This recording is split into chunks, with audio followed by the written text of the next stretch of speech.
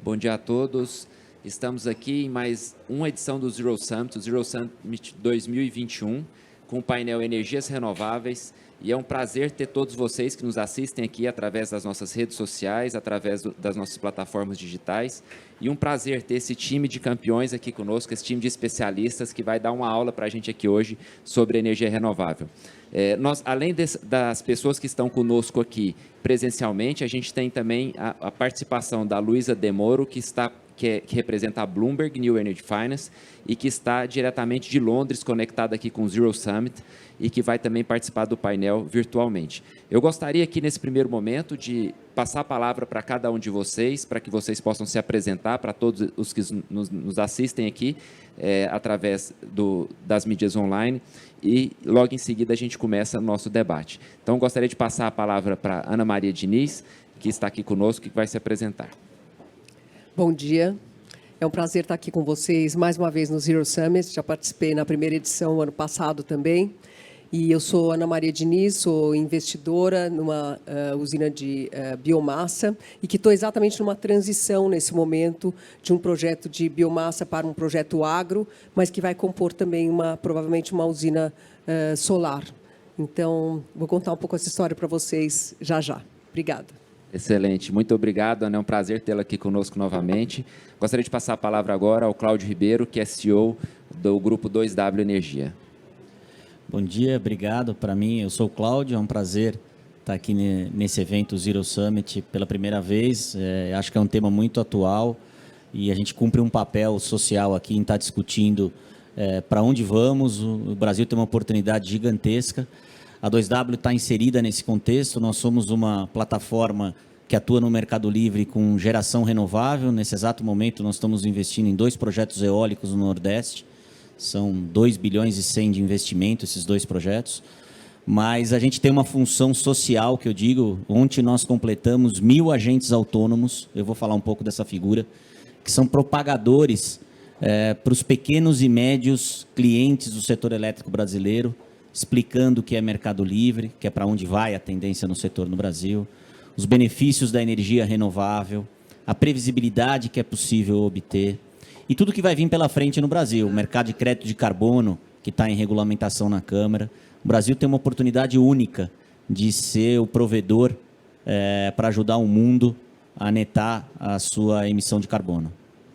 Obrigado, Cláudio. Gostaria de passar a palavra, então, ao Paulo Lira, que também pela segunda vez está aqui conosco. É um prazer recebê-lo novamente. Paulo, e muito obrigado por estar aqui. Se apresente, por favor. Obrigado, Rodrigo. Novamente, eu queria agradecer, Rodrigo, Mário, a organização do evento. Às vezes, quem está aqui do lado de fora não sabe, né? Mas tem mais de 50 pessoas aqui na organização de tudo isso. É muito bacana vir pela segunda vez. Eu sou Paulo Lira, diretor executivo do Energy Future, e represento aqui a Câmara Tecnológica do setor elétrico nesse painel, tentando trazer mais um pouco dessa visão dos empreendedores, das startups, do centro de pesquisas e das indústrias também, cada vez mais cresce esse movimento de migração, né? É um setor que está em constante movimento. Obviamente, a gente está inserido nesse gancho da digitalização de todo o setor e a gente acha que uma curadoria com um pouco mais de tecnologia vai conseguir fazer esses pontos conectarem de uma forma mais rápida do que já existe hoje. Excelente. Gostaria de passar a palavra ao meu xará, Rodrigo Coelho, que hoje representa aqui a Agência Nacional de Energia Elétrica. Por favor, se apresente, Rodrigo. Obrigado, Rodrigo, xará. Obrigado a todos.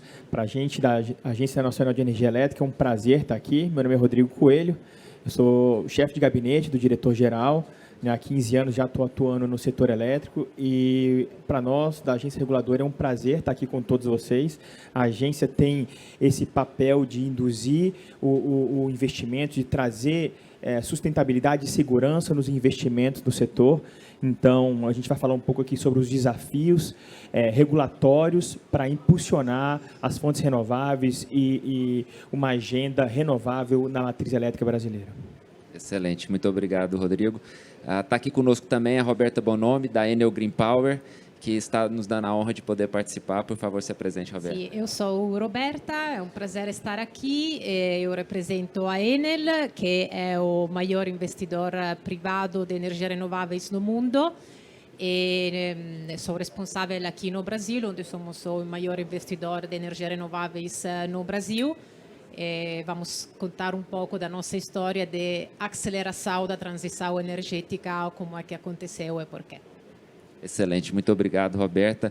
E por último, eu, Rodrigo Pedroso, eu sou engenheiro civil, estou atuando no setor elétrico há mais de 20 anos e sou cofundador do Zero Summit. Eu tive o prazer de idealizar esse evento junto com o Lucas de Graça e com o Carlos Pellicer, que são dois grandes amigos, para trazer toda essa discussão de como que com inovação e tecnologia a gente pode atingir um futuro com zero carbono, um futuro mais sustentável. Então, esse é o objetivo do Zero Summit, é levar conhecimento, trazer discussão e trazer discussão de altíssimo nível. A gente está aqui já no nosso segundo dia, com painéis incríveis. A gente falou sobre agronegócio, falou sobre mobilidade, consumíveis, finanças verdes. Então, a gente está trazendo todos esses temas que estão correlacionados a um futuro com zero carbono e trazendo uma discussão de altíssimo nível. Então, para começar o nosso debate aqui específico sobre energia, eu gostaria de começar justamente com a Luísa, e eu já aproveito, Luísa, para que você possa se apresentar também, e aí em seguida você já falar um pouco para a gente sobre política energética e mudanças climáticas, que eu acho que é um tema que está totalmente correlacionado e como que o setor elétrico pode atuar nessa plataforma de mudanças climáticas. A Luísa, que também está pelo segundo ano aqui conosco. Muito obrigado, viu, Luísa? É sempre um prazer tê-la aqui conosco. Na verdade, a Luísa está pela terceira vez com o Zero Summit. Ela esteve com a gente no lançamento da ideia do Zero Summit. Então, a Luísa, eu poderia dizer que está aqui na sua terceira participação conosco. Muito obrigado, Luísa. Rodrigo, obrigada a você pelo convite. É um prazer estar aqui com vocês mais uma vez. Já falei algumas vezes que sou fã, né? Então, pretendo continuar participando sempre. Sou Luísa de Moro, sou Head de Transição Energética da Bloomberg NF. É uma pena não estar presencialmente com vocês, mas agora acabei recentemente de me mudar para Londres. E a Bloomberg NF é uma provedora de pesquisa estratégica e de análise sobre a transição da economia global. Muita gente conhece a gente de vários anos atrás, com o nosso foco exclusivo em energias renováveis, que ainda é um dos nossos fortes, mas como o mundo foi caminhando muito rapidamente para uma direção zero carbono, a gente foi o nosso foco para outros setores, que hoje inclui todas as áreas da economia que são relevantes, desde, sim, energia renovável, até transporte, agricultura, baterias, mineração. Então, todas aquelas peças fundamentais para a gente entender, de fato, como o que está por vir no futuro. Então, o meu objetivo hoje é conseguir dar essa perspectiva global. E a gente está num momento de transformação muito, muito grande. Eu acho que a gente nunca viu mudanças climáticas e metas de descarbonização como tópicos tão em alta. Eu acho engraçado que até pouco tempo atrás ninguém tinha a menor ideia do que eu fazia. Assim, pessoas que não faziam parte da área não conseguiam entender o que eu fazia. E nos últimos meses, acho que principalmente por causa da COP, todo mundo de várias áreas diferentes vem conversar comigo para tentar entender o que esses temas são e o que isso significa para a vida das pessoas. O legal de comentar nesse painel é que não só esses temas estão em altas, mas o setor de energia elétrica e o setor de energia renovável vão ter um papel de protagonista nessa transição. E vão ser, de fato, o maior protagonista dessa transição. E o motivo desses tópicos estarem tão em altas é porque nos últimos meses, nos últimos anos, os governos, corporações, investidores começaram a caminhar muito rapidamente para aumentar a ambição de metas de descarbonização.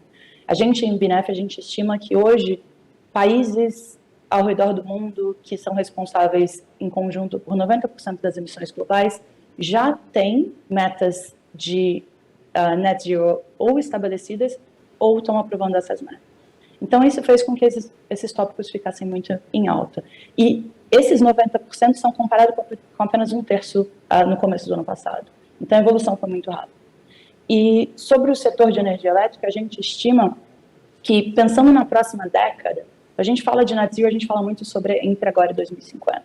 Mas a gente reconhece que existe esse carbon budget, então a gente precisa agir agora. E a gente estima que, nessa próxima década, o setor de energia elétrica, e, claro, renováveis nesse caso, vão ser responsáveis por 75% desse corte de emissões que são necessários para que a gente esteja no caminho certo. Eu vou parar por aqui, mas posso entrar em mais detalhes sobre o que isso significa em prática ao longo da nossa discussão. Excelente, Luísa, muito obrigado. É fantástico esse insight que você começa a nos dar aqui. A gente vai voltar nesses assuntos, principalmente aí na COP26. Eu acho que você tem insights muito legais aí, inclusive da sua participação, da participação da Bloomberg na COP26. E dentro dessa importância de políticas energéticas no cenário de mudanças climáticas, mais até do que isso, a gente também tem uma importância muito grande das energias renováveis na agenda ESG, né? Não só na agenda ESG, mas também na matriz elétrica brasileira. E aí eu queria perguntar para a Ana, que tem aqui um case já há muito tempo. A Ana é investidora numa empresa da Sequoia Energia, que é uma empresa que trabalha com biomassa. E lá atrás você teve esse insight, né, Ana, de ver a importância das renováveis na matriz elétrica. Talvez naquele tempo nem existia ESG, né? Então, fala um pouco dessa questão visionária lá, quão importante você viu que as renováveis eram importantes, como você decide participar e ser protagonista, né, que de fato a Sequoia foi uma protagonista naquele momento ali, no setor elétrico, dada essa importância das renováveis. Legal. Então, eu comecei esse investimento em 2008, 2009, começamos a conceber esse investimento, né? Eu tinha um sócio que estava fazendo um doutorado em energias renováveis e ele veio com essa ideia de investir em biomassa, especificamente usando o capim-elefante, porque era a biomassa mais produtiva em termos de geração de energia, e ter um primeiro projeto no Brasil de ter uma agricultura voltada 100% para a geração de energia, não como um subproduto, né? Eu gostei muito dessa ideia. Eu estava saindo da minha carreira executiva do Pão de Açúcar nessa época e queria um investimento nessa área de sustentabilidade. O Brasil, naquela época, estava projetado para crescer 4% ao ano, todo mundo visualizando isso lá em 2010, né? Já tinha passado a crise de 2008 aí. E eu achei que seria um bom investimento e comecei essa aventura, que eu chamo, porque eu era uma investidora pequena, privada, daí não estou falando nem do capital da minha família, estou falando do meu capital próprio, e realmente entrei nessa jornada com essa visão de que as energias renováveis seriam importantes. A gente já falava em mudança climática lá, mas ainda era um tema muito incipiente, né?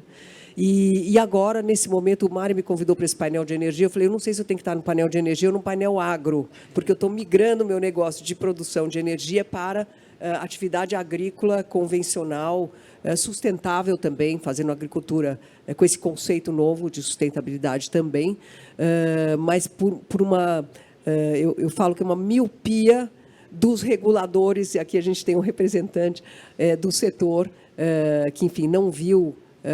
não deu continuidade ao nosso contrato e tudo, então tinha uma história bastante turbulenta na questão de geração de energia renovável com biomassa, mas acho que valeu, porque assim fui pioneira, provei que o conceito funciona, ainda acho que isso faria muito sentido para a questão de potência no Brasil, e pela estabilidade, por ser uma geração inflexível, por você ter 24 horas por 7 dias da semana gerando 100% do tempo, em qualquer época do ano, mas acabei desistindo, tomando uma decisão empresarial, migrando para o projeto agro, que provavelmente vai ter também, nesse lugar onde eu estou na Bahia, que é lá perto de Luiz Eduardo Magalhães, tem uma vocação muito forte para o agro, mas também para a energia solar.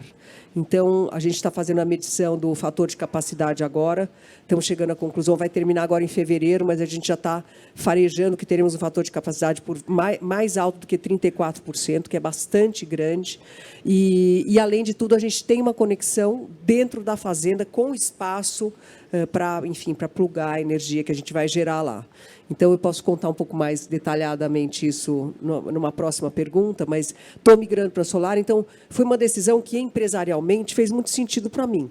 A margem desses dois negócios combinados, o agro e o solar, ela é quase 5 vezes maior do que eu tinha com a geração de energia de biomassa. Mas, eu falo, uma decisão pior para o país.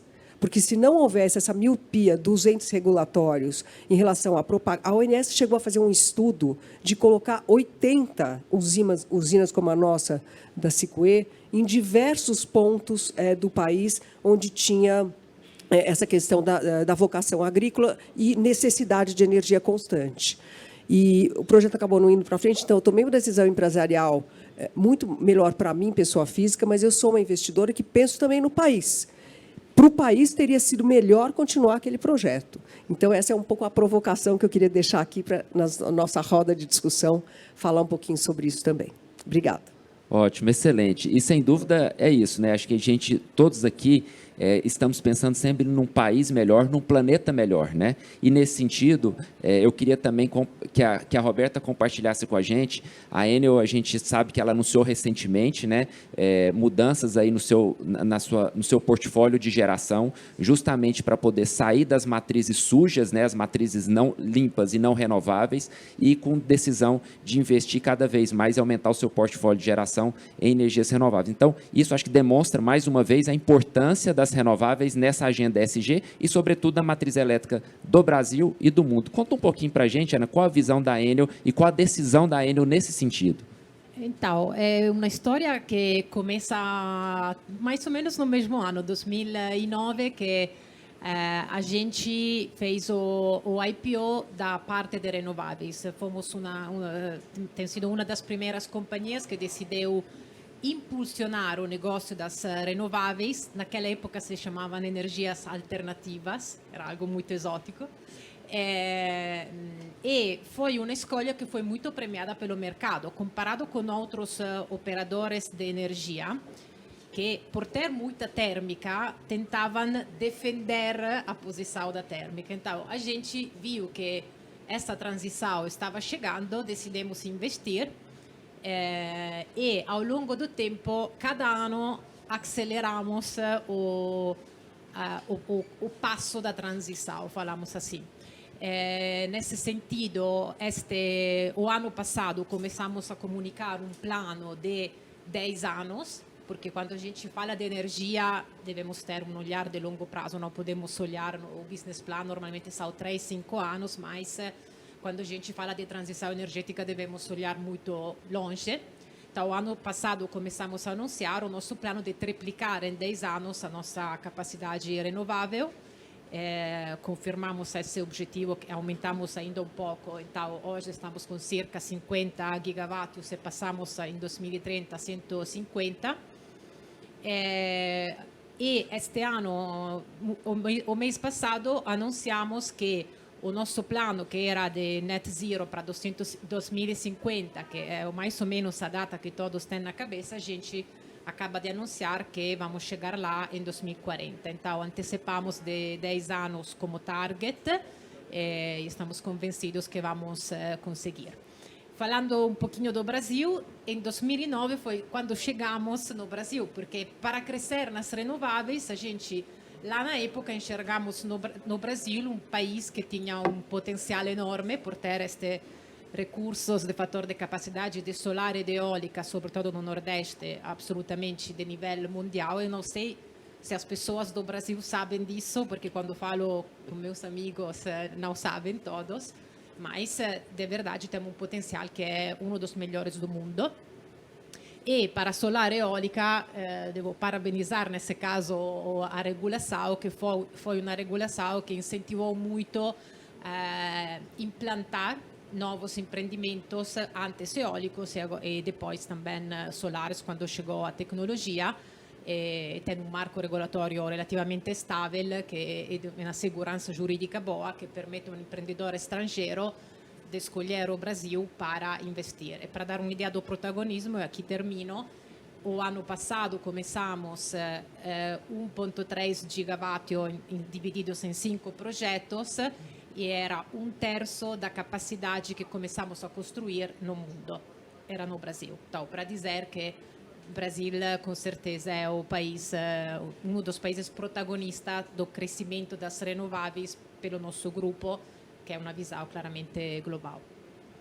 Muito legal, Roberta. Você traz duas informações aqui que são muito importantes. Uma delas é a atenção que você chama, porque quando você fala que se o Brasil sabe do potencial que ele tem.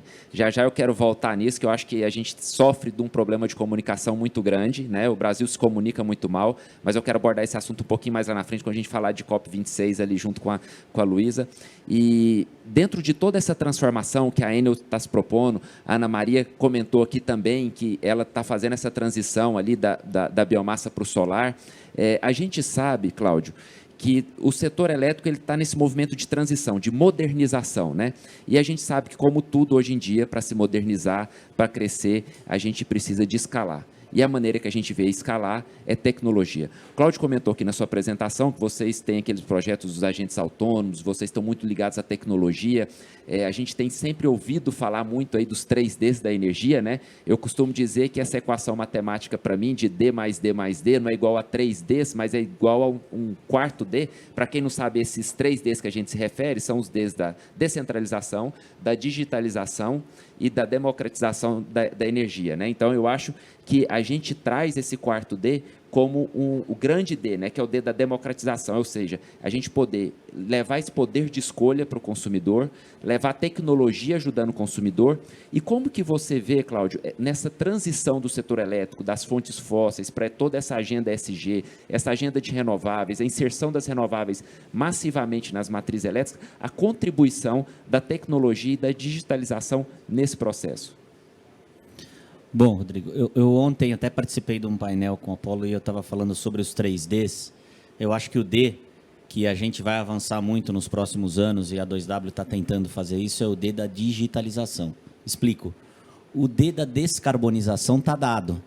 E aí, Ana Maria, me faço solidário a você, os reguladores, eles vêm a reboque da sociedade, né? Eles não chegam antes. E por que eu digo que está dado? Porque a sociedade resolveu que não vai mais consumir energia de fonte. Tem um período de transição, mas a sociedade lá fora, e aqui no Brasil, faz um exercício, quem tem filhos entre 20 anos, 20 e poucos anos, percebe claramente uma mudança de postura com relação ao consumo de energia, o valor que dá uma energia renovável, né? E essa é a sociedade. Então, os reguladores estão vindo a reboque com os seus... A semana passada, o professor Joaquim Levy escreveu um artigo no Valor Econômico falando sobre a questão da revisão da garantia firme das usinas hídricas, né? Que é uma loucura. As usinas vendem energia às usinas hídricas, garantindo uma energia que elas não entregam mais. E aí, ao invés da gente enfrentar o problema, a gente compra energia térmica para suprir aquilo que as usinas hídricas não estão entregando mais. Mas elas venderam essa energia. A gente tem que enfrentar esse problema, porque ao colocar o despacho da energia térmica, a gente cria outro problema, que a gente poderia deslanchar a energia renovável, como a Ana falou, seja de projetos de capim, seja de qualquer outra fonte, porque a expansão do sistema elétrico brasileiro é vista 5, 10 anos para frente, 20 anos. Então, essa contratação futura poderia já se dar de fonte renovável, ter um planejamento macro. E ao não enfrentar o problema da revisão das usinas hídricas, a gente mantém o status quo e joga térmica no sistema. Mas isso, eu sou muito otimista, porque quando eu olho para os meus filhos, 27, 22 anos, o regulador vai ter que mudar, a gente vai ter que enfrentar esses problemas. Então, o problema da descarbonização, eu acho que está dado e vai acontecer. O da descentralização já acontece, a gente viu o crescimento da geração distribuída no Brasil, faz um trabalho muito importante, os integradores solares que estão nesse Brasil inteiro, de divulgar para o pequeno, a micro geração, esse benefício. E eu acho que o próximo a próxima fronteira é da digitalização. E aí a única maneira que eu enxergo é trazer para esse jogo o pequeno e médio consumidor. Obviamente, a digitalização é uma forma de trazer essa experiência do consumidor, dele conseguir ter relação. O que é uma fonte renovável? Qual o atributo? Quanto que eu pego a minha pegada de carbono que eu consigo eliminar se eu comprar, pagar minha energia dessa fonte? Na Malásia, por exemplo, você já escolhe pelo celular se você quer consumir, de acordo com as suas crenças, a fonte de energia, se solar, se eólica, se nuclear, e você determina um preço para a fonte que você escolhe consumir. Isso vai acontecer no Brasil. Eu não sei se 5, 10 anos, mas vai acontecer. E nesse sentido, a nossa rede de agentes autônomos, que a gente vai chegar a 2.000 no ano que vem, mas ontem batemos 1.000, é a minha paixão porque eu consigo conversar com o dono da gráfica no interior de Goiás. Que ele ouve falar do ESG, ele quer. Porque quando ele vai no Bradesco, o Bradesco fala para ele que se ele se adequar em algumas coisas, ele consegue meio ponto a menos na taxa de juros. Mas ele fala, mas como que eu vou me adequar? Eu não sei o que é isso. Então, eu acho que a gente tem um papel de ajudar esse dono da gráfica do interior de Goiás a explicar o que é o ESG, o que é fonte renovável, e a gente traz ele para o jogo. Quando a gente traz ele para o jogo, os reguladores não conseguem suportar, porque ele começa a reivindicar, seja nas redes sociais, seja nos fóruns, e a gente provoca um avanço do sistema. A semana retrasada eu tive a gente está falando muito da questão de falta de gerar. O risco que a gente passou agora não mais, né, Rodrigo? Mas a gente passou recentemente, vai faltar energia cara, porque não choveu, mudança climática diferente. E eu tive acesso a um dado que me espantou. O Brasil gasta energia desnecessariamente, como aproximadamente uma Itaipu. Onde é que está isso? Se você pegar o parque fabril médio das gráficas, desse pequeno e médio empresário brasileiro, ele tem uma idade média entre 14 a 16 anos. Quando você vai nos Estados Unidos, é 4 anos. É óbvio que um equipamento de 4 anos é muito mais eficiente no consumo de energia do que um equipamento de 16. E por que esse pequeno e médio empresário não consegue trocar o seu equipamento? Porque não tem crédito, porque precisa pagar a folha, é mais importante do mês do que... E eu acho que a gente presta um desserviço, o país como um todo, a esse pequeno e médio consumidor, fazendo, além de tudo isso, ele pagar uma das tarifas de energia mais caras do mundo, quando a gente tem tanta vocação, como a Roberta falou, de gerar. O país tem vocação de luminosidade, de vento, só que não chega nele. Ele está pagando uma ineficiência do sistema. Então, a gente trazer, explicar, falar a língua dele, né? A gente fala aqui no setor elétrico muito as nossas siglas, línguas, dificulta trazer eles para o jogo. Então, acho que a gente tem um papel aqui a 2W, e não só a 2W, da gente tentar, através da digitalização, falar com esse pequeno e médio consumidor, trazer ele para o jogo. E aí a gente acredita muito que isso vai tirar esses entraves, como a Ana falou, e vai fazer o Brasil realmente explorar toda a vocação que existe, como a Roberta falou, mas que isso chegue no dono da gráfica do interior de Goiás. Legal, fantástico, Cláudio. Você deu um exemplo dessa nova geração, né, dos filhos, das pessoas mais jovens que estão completamente antenadas e conectadas com essa nova filosofia de vida, com essa nova maneira de pensar.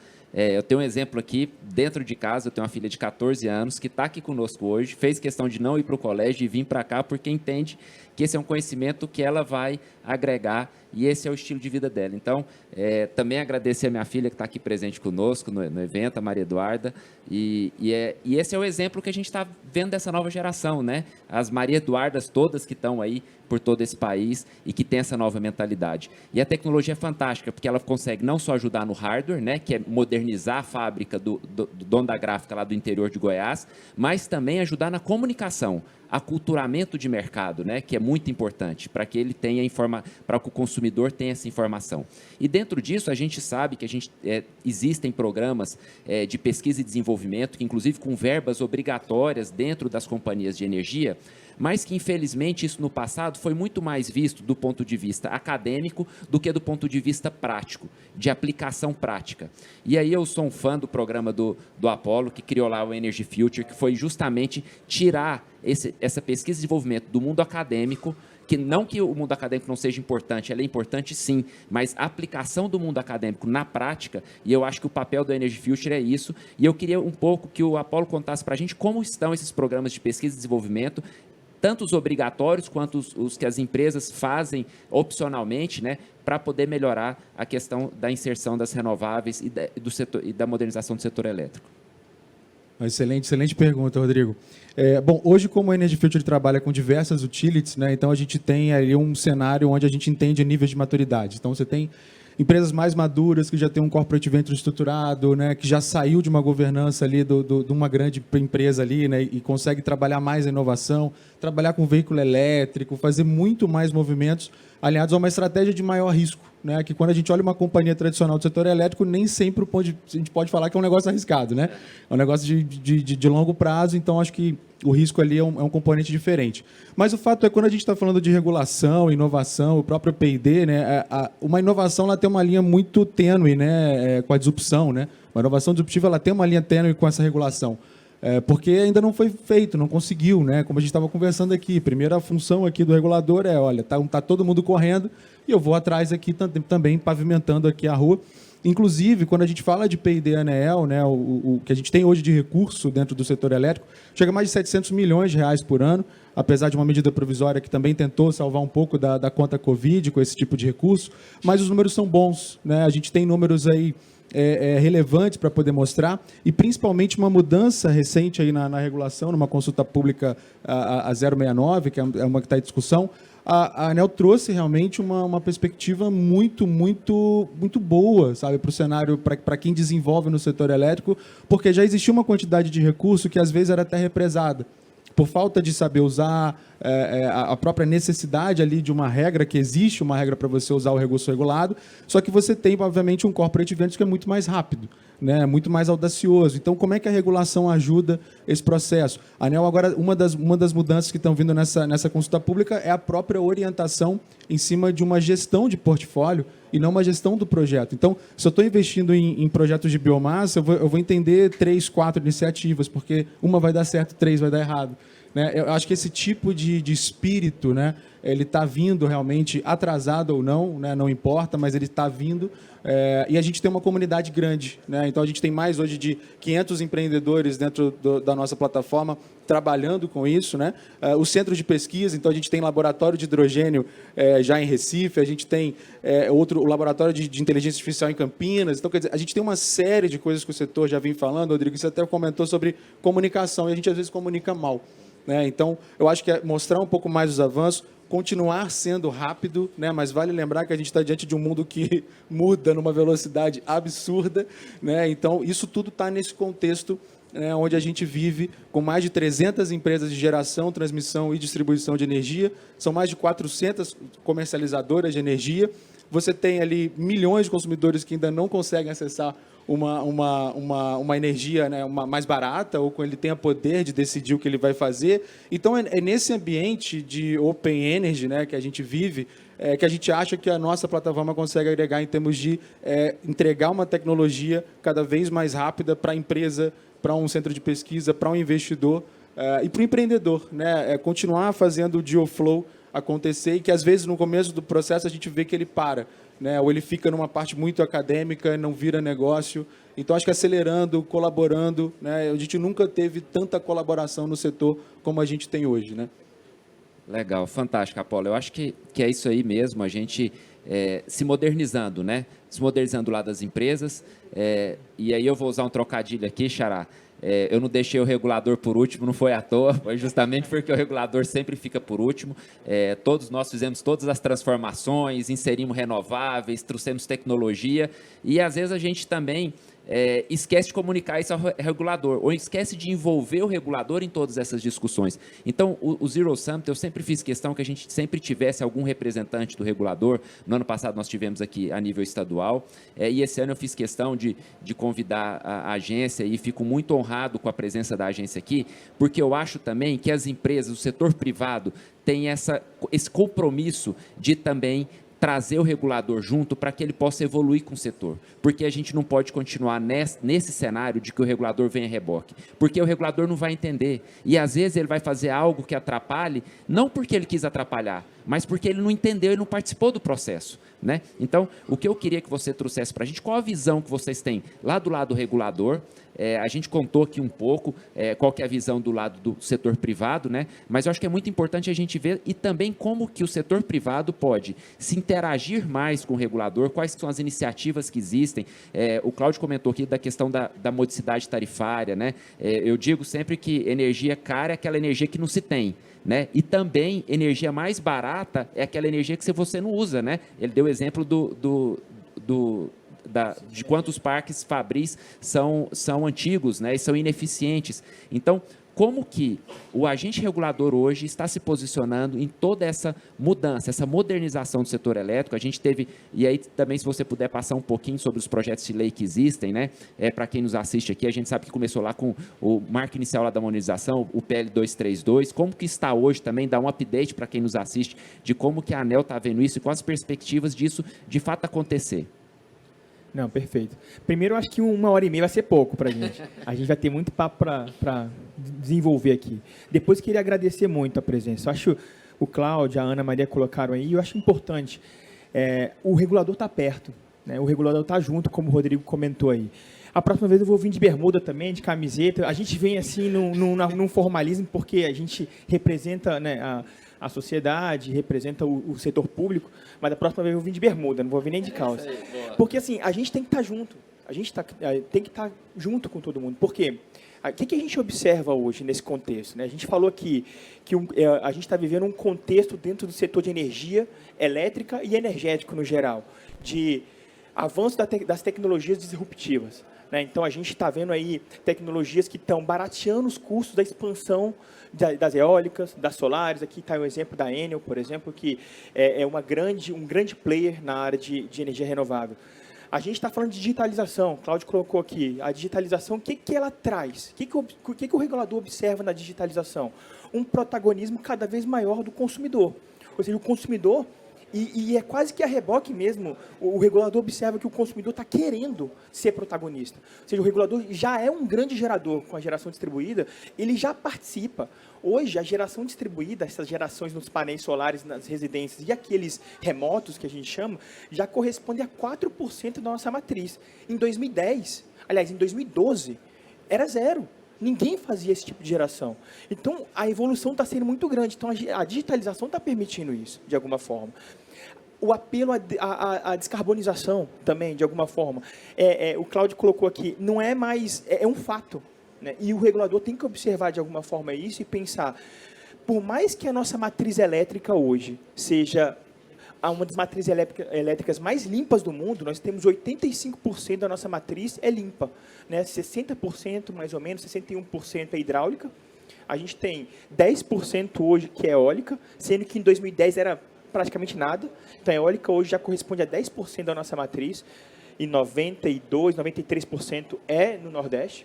Né, o grande potencial. E a geração fotovoltaica, ou solar, mais dizendo, já corresponde a 6%, sendo 2% centralizado e 4% AGD. Então, todo esse contexto leva ao quê? Leva ao regulador a observar essa matriz limpa e começar a pensar quais são os nossos desafios para isso. O que a gente precisa? Primeiro, a gente precisa estar perto. Depois, a gente precisa se comunicar melhor. E depois, a gente precisa entender que, de alguma forma, né, com transparência, com previsibilidade, com segurança nos regulamentos, com garantia de manter os contratos, a gente começa a observar os anseios da sociedade, os anseios dos consumidores, porque são grandes players também. Eles são pouco representados, vamos dizer assim, né, mas tem os conselhos de consumidores. Tal. Então, o papel da ANEEL é buscar esse equilíbrio, né, entre os investidores, os agentes do setor, o governo, que é um player, a agência reguladora, ela é um quarto ente aí, ela não é governo, né? Ela é Estado. Então, ela observa as políticas públicas, o que o governo está colocando em termos de políticas públicas, vê o que, de alguma forma, os investidores, os agentes estão querendo, e a capacidade de pagamento dos consumidores, que, no final, quem paga a tarifa, igual o Cláudio falou. Então, o papel do regulador, os desafios dos reguladores estão muito envolvidos nisso, na buscar a modicidade tarifária. A gente teve, agora, até semana passada, a diretora Elisa recebeu um prêmio porque a ANEEL capitaneou um programa, não vou dizer assim, mas uma ação dentro do ano de 2020, que foi um ano de pandemia, para que a gente mantivesse a segurança do setor elétrico, né, com o empréstimo da conta Covid, e mantivesse também a modicidade tarifária, porque a gente estava com um índice de inadimplência muito grande, os consumidores não tendo capacidade de pagar a sua conta, porque o desemprego e tudo que a gente vivenciou na pandemia, e o mercado retraindo, ou seja, as indústrias fechadas e tal. Então, o que acontece? As distribuidoras que estão lá na ponta começam a observar que elas compraram muita energia, fizeram muitos contratos, assim, melhorando um pouco a nossa linguagem, ou seja, elas tinham várias compras de energia e tinham que honrar aquilo para o gerador e, de alguma forma, não tinham como honrar porque não recebiam isso na tarifa, que o mercado estava caindo.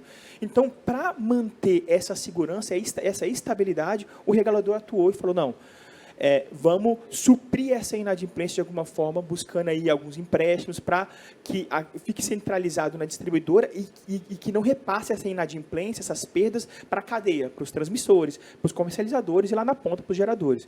Então, eu coloco um pouco isso porque a gente tem muita coisa para falar. A gente pode falar da indução que o regulador teve na geração distribuída, no PL 232, que está tramitando agora na Câmara, né, o 1917, que é um projeto de lei para modernização do setor, ou seja, como de alguma forma, com todas essas tecnologias, né, por exemplo, armazenamento, veículos elétricos, usinas híbridas, como, de alguma forma, a gente pode pegar essas tecnologias, buscar uma abertura de mercado, ou seja, o consumidor ter a capacidade. Eu morei um tempo na Espanha, e lá na Espanha eu me lembro bem que a gente podia escolher igual o celular, você escolhe o seu plano que você quer de energia.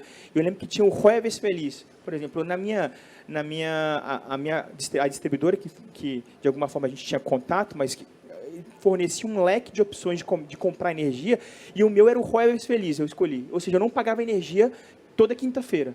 Então, na quinta-feira, a gente falava, eu falava para meus filhos, quinta-feira vocês podem usar o ar-condicionado a hora que vocês quiserem, ligar lá, assim. Agora, nos outros dias, e era um incentivo, de alguma forma. Então, tudo isso a gente quer que aconteça no Brasil. E a gente espera que aconteça no Brasil com a abertura do mercado, e já tem uma portaria falando que a partir de 2024 a gente vai ter a abertura total do mercado de energia, para que o consumidor possa usufruir desse anseio que ele quer. Então, assim, tem muita coisa, a gente que vai poder desenvolver muita coisa aqui falando desses desafios do setor. Claro. Eu só queria colocar um ponto que hoje falamos muito de regulação, mas eu acho que tem ainda um ponto político que está na mesa, no sentido que hoje pedimos pelos consumidores se eles vão querer energia limpa, também porque é a mais barata. Então, é mais limpa, é mais barata, porque alguém deveria querer um outro tipo de energia. Mas ainda na mesa está a possibilidade de fazer mais térmica. E essa é uma escolha política, não é uma escolha do regulador. Então, eu acho que este é um ponto que deve ser parte da discussão política entre os vários assuntos. Tem um assunto que ainda está na mesa, que é o desenvolvimento do Brasil, que vai aumentar a demanda, porque vai crescer a economia e porque temos um outro ponto que não temos falado muito, que é o ponto da eletrificação, porque é verdade que a matriz elétrica hoje é limpa, mas tem muito espaço para eletrificar usos, primeiro, entre todos, a mobilidade elétrica. Então, o Brasil vai precisar de muita energia elétrica e ainda na mesa está uma possibilidade que ninguém quer do ponto de vista do cliente e que não faz, para mim, sentido tecnicamente, no sentido que é mais cara, porque tem outras soluções para ter aquela estabilidade que é exatamente o armazenamento, mas ainda está na mesa e para mim esta é uma discussão política que o desenvolvimento do Brasil deve ser 100% verde. Sem dúvida. Eu acho que é muito importante isso, Roberta, e a gente entender, fazer essa separação, né, do que é política pública de energia e o que é regulação, né? Eu me sinto à vontade, assim, e a gente tem um regulador jovem ainda no Brasil, né? Nós estamos falando da Agência Nacional de Energia Elétrica, que foi criada em 1996, né? Então, para quem não sabe, eu tive a oportunidade de começar no setor elétrico através da agência. Eu me formei, na mesma semana que eu colei grau, eu comecei a trabalhar na agência. Então, eu conheço de perto lá a ANEEL do ano de 2000. E eu sei o papel que ela tem. E a ANEEL deu um exemplo fantástico agora, justamente na discussão da geração distribuída. Ela entrou no momento que era o momento de regular. No momento que foi de fazer política pública, de fazer projeto de lei, a ANEEL estava ali dando subsídios e não legislando, porque ela não tem esse papel. Ela tem o papel de regular aquilo que os políticos, o Congresso decide, né? Então, eu acho que, sem dúvida, também a gente saber interpretar e saber diferenciar o que é política pública de energia e de quem cobrar, inclusive, né? Porque a gente tem que saber de quem cobrar, né? No momento que é a regulação, a gente vai ter que cobrar da agência. No momento que é política pública, cobrar dos governos, né? Então... Posso falar uma coisinha? Eu adorei essa distinção dos dois papéis da agência reguladora e de todos os órgãos, né? A gente tem vários órgãos no Brasil que fazem o planejamento da energia através da EPE, a ONS, que está olhando, enfim, o sistema todo, a ANEEL, que faz a regulação. Eu acho que talvez o que falte é essa questão do planejamento, o planejamento conjunto, pelo menos esses três órgãos sentarem juntos e fazer um planejamento conjunto. Eu acho que essa antecipação, para você não ficar só reagindo ao mercado, como o Cláudio falou, eu acho que é muito importante. Eu acho que é nisso. Vocês têm técnicos fantásticos. Eu conheço quase todo mundo da ANEEL, porque eu ia lá muito, né? E tem técnicos fantásticos, mas tem um problema sério na governança, na tomada de decisão, né? Então, assim, no amadurecimento das questões internas e políticas dentro da ANEEL para tomar as decisões. Então, eu acho que a gente deveria, a gente tem um pouco esse vício no Brasil de não fazer muito planejamento, né? E eu acho que seria um passo muito importante. O setor elétrico poderia dar o exemplo de conversar todos os entes que trabalham a questão de energia, sentar, conversar e fazer um planejamento conjunto. Eu acho que isso seria muito importante, um grande ganho. E daí, tocando um pouquinho na questão que a Roberta, que a Roberta trouxe, das fontes intermitentes, renováveis, são normalmente intermitentes, que a gente vai precisar, de alguma forma, nessa transição, resolver a questão do armazenamento ou de ter uma fonte que possa dar essa sustentação nessa transição, né? E claro que estamos vendo o armazenamento, baterias novas, tudo isso vai progredir muito, sem dúvida, mas acho que a gente tem que desmistificar um pouco a térmica também, entendeu? Nem estou mais nesse negócio, então agora eu posso falar com isenção total. Existem térmicas renováveis, biogás e propriamente também de agricultura, entendeu? De cana, de capim, seja do que for, uma série de térmicas renováveis. Se a gente tiver um incentivo para isso, as térmicas podem ter um papel, principalmente nessas localidades onde falta energia, muito importante, entendeu? E muito mais baratas do que as térmicas sujas, vamos dizer. Era metade do preço a energia que a gente vendia versus as térmicas mais sujas. Então, eu queria também provocar essa discussão de desmistificar essa questão das térmicas, porque elas também podem ser renováveis. A gente comentou um pouco, né, falando sobre a questão da comunicação, né? A gente estava... E aí, eu quero entrar muito nesse assunto do planejamento e a gente entender uma matriz elétrica mais sustentável, eficiente, né? Não adianta nada a gente ter uma matriz renovável, mas que, de fato, não tenha segurança energética. E aí eu quero entrar, mas eu queria só para a gente concluir a questão da comunicação, porque eu acho que isso hoje está fazendo um peso muito grande. E a Luísa, ela tem um exemplo muito legal para trazer para a gente. A Bloomberg esteve participando na COP26, talvez até alguns de nós aqui estivemos lá, e essa COP foi muito importante numa disrupção de que, historicamente, as COPs eram eventos de governo. E agora a gente teve uma participação massiva do setor privado e a gente está conseguindo comunicar melhor, né? Então, eu queria que a Luísa comentasse com a gente qual que é a visão que ela teve da COP26 esse ano, do ponto de vista de energia renovável. Como a participação do setor privado, essa parte de comunicação, alguém comentava conosco, acho que a Renata Maron aqui no último painel, de que ela tinha lá, na Expo 2020 lá de Dubai, tem um painel lá que seleciona quais são os países com mais energia renovável. O Brasil está lá em primeiro lugar. e a gente é muito forte isso. A Alemanha reconhecendo, estava no painel no pavilhão da Alemanha, e a Alemanha reconhecendo o Brasil como o país número 1 das energias renováveis. Então, assim, o país tem 66% da sua floresta preservada, sabe? E a gente longe de querer defender desmatamento ilegal, acho que ninguém está aqui com isso, mas nós temos 66%. Então, isso é comunicação, nós temos que comunicar melhor. E qual que é a sua visão, então, Luísa, dessa participação massiva no setor privado e o que isso impacta no setor elétrico? Obrigada, Rodrigo. Eu tive presente na primeira semana da COP, na Escócia, e o que mais me chamou a atenção ali foi a participação de outros atores. Então, a COP era um evento historicamente restrito a governos, principalmente governos nacionais, e esse ano foi quase insustentável em termos de estrutura. Teve uma participação muito grande de corporações e de investidores, e muitos anúncios por parte dessas empresas e de investidores que se juntaram numa iniciativa global para falar sobre net zero e para criar os compromissos deles. Isso é muito importante porque se a gente fala de uma transição que vai afetar a vida de todas as pessoas, todos os negócios, vai afetar o mundo inteiro e todos os setores, a gente não consegue limitar isso a uma discussão por parte de governo apenas. Pensando na parte de energia renovável, eu mencionei que a gente estima que 75% do abatimento necessário nessa década para a gente estar no caminho certo para net zero deve vir do setor de energia elétrica. E, para mim, isso significa que o setor de energia elétrica tem essa década tem potencial de ser a era das renováveis. Muito progresso foi feito, mas eu acho que o setor tem condições de brilhar muito nessa década por 2 motivos principais, que foram, a Roberta até comentou um deles. Primeiro, porque o caminho mais simples e barato, não que seja de fato simples e barato, mas é muito mais fácil do que todos os outros caminhos possíveis dos outros setores que ainda têm as situações mais complexas, é a gente começar a descarbonização limpando as matrizes elétricas o máximo possível.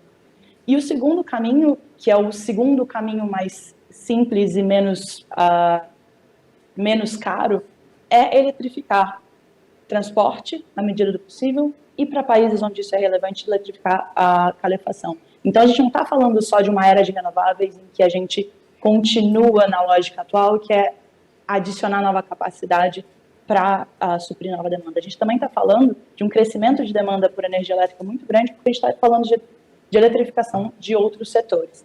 Mas esse é um caminho difícil, assim, não vai ser um caminho simples, mas o que é importante a gente ressaltar é que, recentemente, todos esses governos ao redor do mundo fizeram esses compromissos de chegar a zero emissões.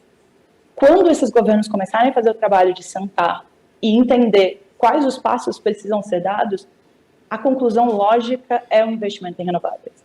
Assim, esse é o primeiro passo do caminho e, a não ser grandes exceções, eu acho que não existe outro caminho que seja mais óbvio do que esse.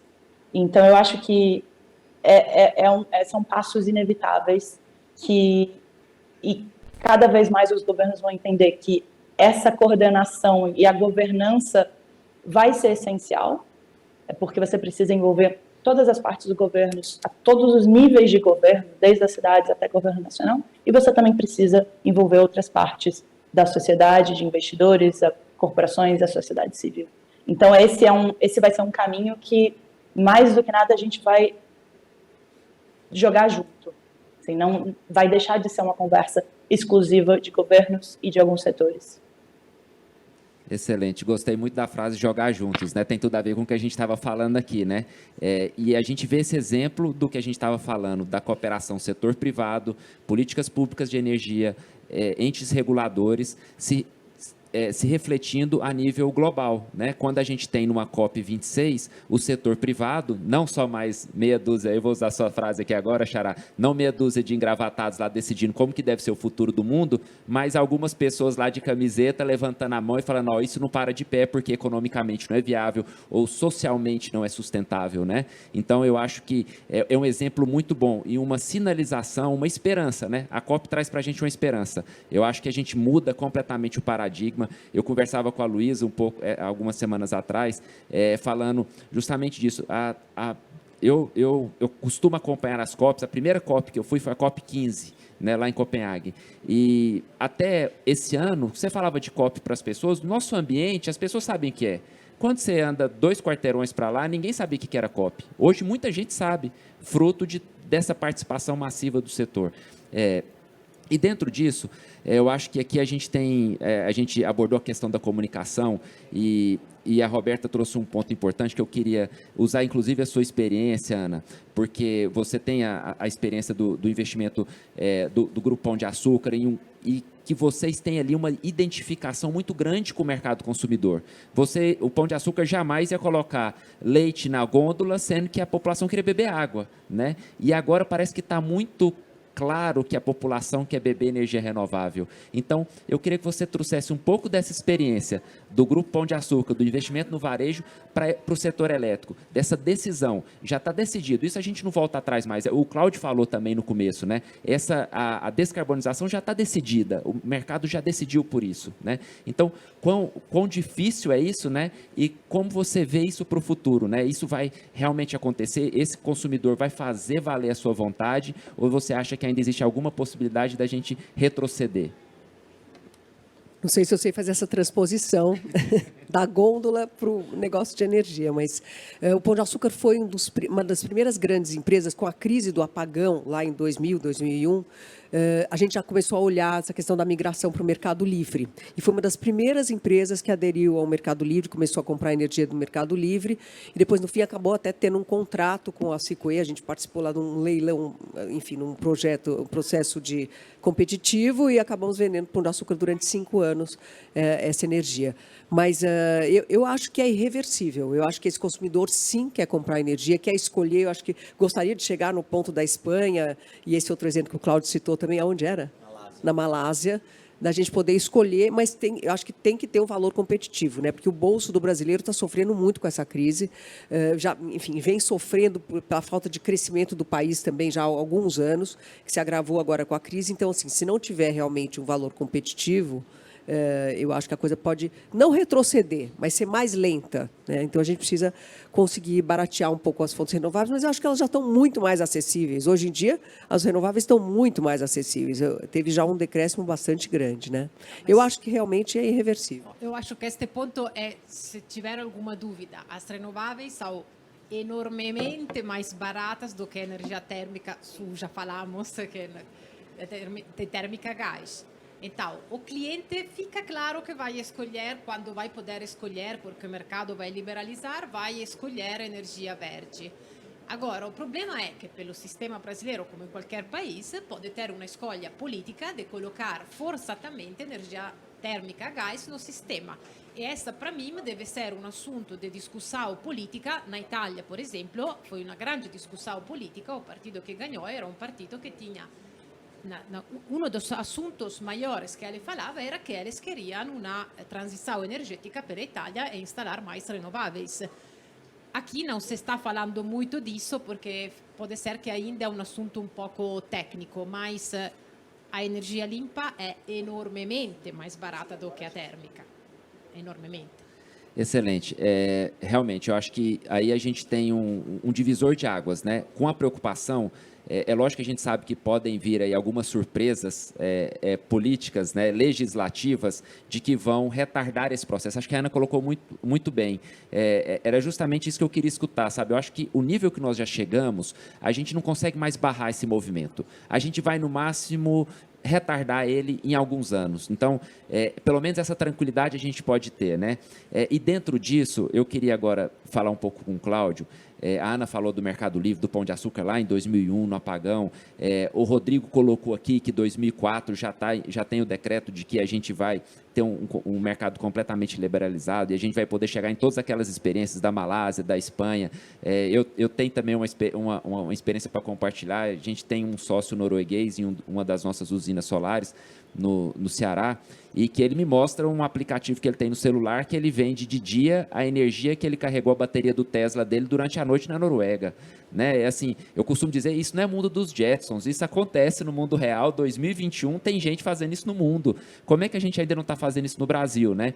Então, qual que é a sua perspectiva com esse mercado 100% liberalizado? Porque aí eu acho que nesse momento, né, Cláudio, tudo se funde. Geração distribuída, mercado livre, energia renovável, tudo passa a ser uma coisa só, né? E mais ainda, isso tudo reflete no empoderamento do consumidor, que é quem paga a conta no final, né? Então, qual que é a sua visão sobre essa liberalização do mercado? A quem está nos assistindo aqui, a primeira legislação sobre o mercado livre no Brasil é de 1995. Faz 26 anos. E aí eu faço sempre um paralelo com Portugal. Óbvio que tem as suas diferenças de tamanho, população. Mas Portugal editou a lei do mercado livre no mesmo ano, 1995. E hoje em Portugal, 96% do mercado optou para ir ao mercado livre. Existem 33, e Portugal é muito menor, existem 33 empresas em Portugal vendendo energia no mercado livre, tentando chegar nesses consumidores, que são 96%, que eu brinco aqui, a gente chama eles de consumidores, lá eles são chamados de clientes. É uma semântica, mas faz muita diferença. Cliente você tem que conquistar. Então eu acho que isso que a Roberta falou também, eu estava pensando sobre a questão política, né? É inexorável na minha visão, porque o Brasil é um país que tem poupança líquida negativa, a gente precisa de dinheiro de fora.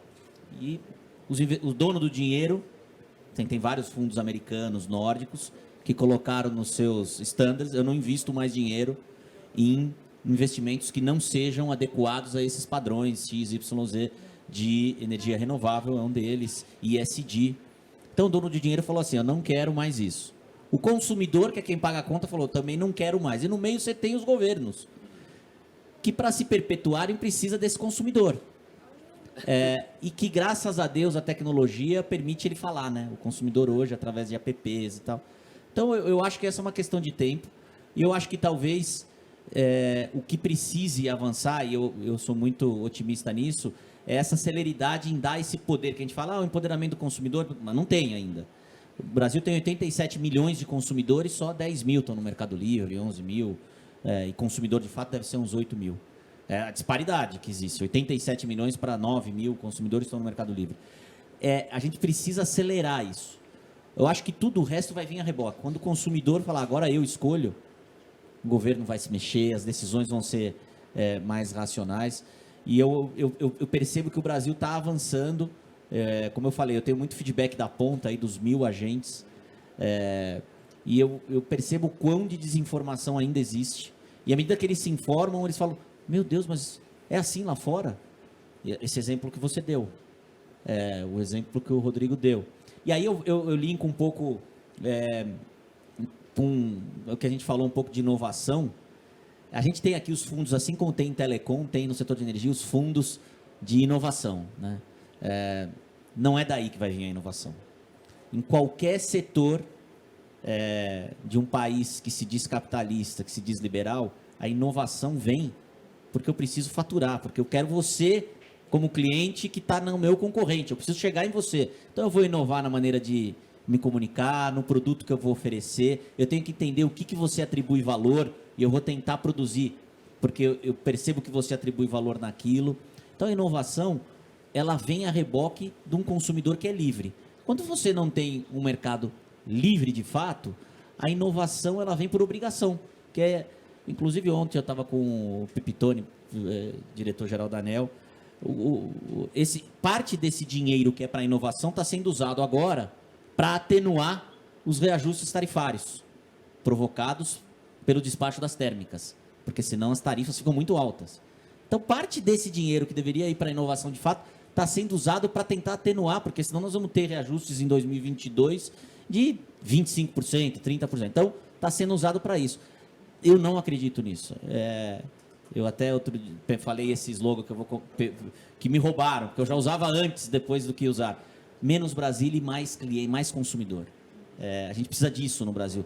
Ser de fato uma economia liberal, as escolhas serão mais racionais. Não vai ser obrigando a investir em inovação que a gente vai se tornar um país inovador, é a minha opinião. E eu acho que a questão da liberalização vai propiciar essa pressão e celeridade, porque o consumidor, assim como o mercado, tende a ser mais racional, em geral, ele precifica melhor em quem que ele vai investir, que banco que ele vai investir, que projeto que ele vai investir.